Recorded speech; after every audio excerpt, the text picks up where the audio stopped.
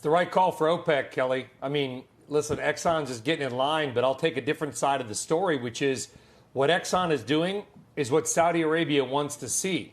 I mean, we have made it clear that OPEC is not going to do anything as a group, come back together, make some cut, unless the U.S. is involved. Now, obviously, we don't have a national producer, so it's not like one company can shut off the switch. But these kinds of capital spending cuts will result, and Dad would know more about the numbers than I do, they will result in a couple of months or quarters in a decline of oil. Basically, what I've seen so far is from all the cuts that we've had announced, Kelly, I would say that we'll probably be down 1 million to 2 million barrels in U.S. production, just naturally through well decline rate and no new drilling by the end of the year. You know, I'm so glad that you said that because, Brian, frankly, I was thinking about it more from the GDP side than from the production side. So, Dan, let me bring you in on that. How much of a production cut is Exxon effectively signaling here? Yeah, I think if you gross up what they're doing, because Exxon's cutting 30%, the rest of the industry's cutting 50 or more. And so when you start thinking about that, we're talking, Brian mentioned 1 million barrels, maybe 2. I don't know if it's 2 million by the end of this year, but it's certainly 2 million by the end of next year. So it's going to be a significant drop. The question is whether or not Saudi and Russia are going to take our economic shut-ins as good enough for a deal to go forward. I also wonder, Dan, when we're talking about 2 million barrels by the end of 2021, I mean, that's nothing compared with the oversupply that we have right now. Too big a demand problem in the near term. So what we're really talking about is writing the second half of this book, not the first half. The first half is things are going to get worse before they get better. We're filling inventory at 150 million barrels a week.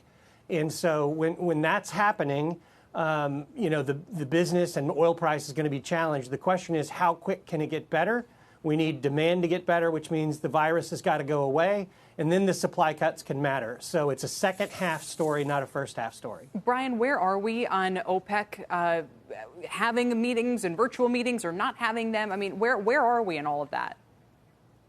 Right now, there's a virtual meeting planned for Thursday. It was supposed to be yesterday. Hard to get that together, I guess, in time, Kelly. So there's an OPEC sort of plus, whatever. Basically, anyone who wants to join, including the U.S., the U.K., and Canada, although from what we've heard, the U.S., the U.K., and Canada have not responded saying they're going to either tune in, because remember, it's all virtual, obviously, or participate in any way. There is going to be, however, though, likely a G20 meeting on Friday. Why does that matter?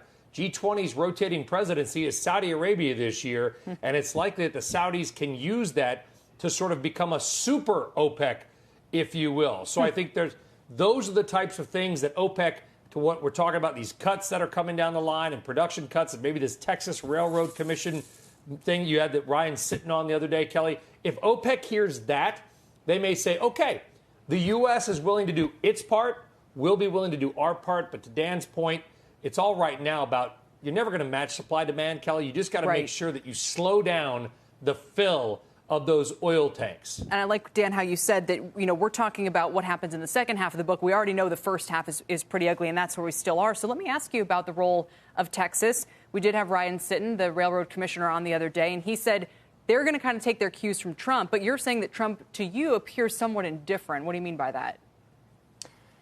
Yeah, I think the president said the market's going to let it settle out and figure it out. And so I think that essentially he's saying shut-ins are going to happen because of no place to put oil.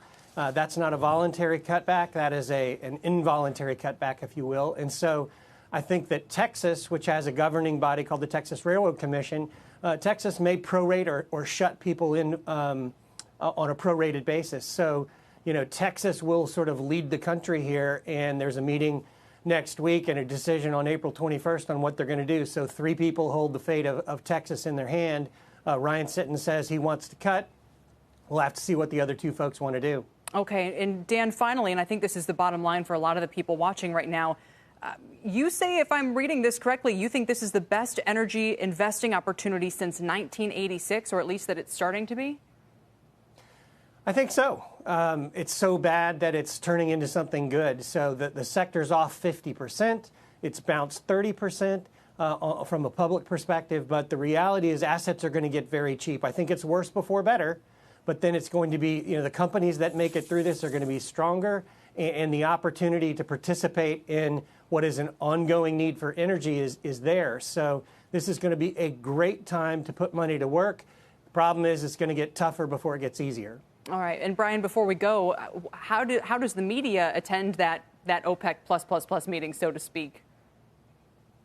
Oh, we don't. What the media does, and by the media I mean me, because I can't speak for anybody else that's going to be there's no stairwell this time, virtual stairwell, is basically you have sources. That's why you go in person. You make friends, you make contacts, and you WhatsApp or text or call those sources and say, hey, what's being said on the call? And that's basically all that we can do. But while trying to manage a 5-year-old, a dog, a wife who's working from home, and anchoring a 5 p.m. show. But it will be done, Kelly.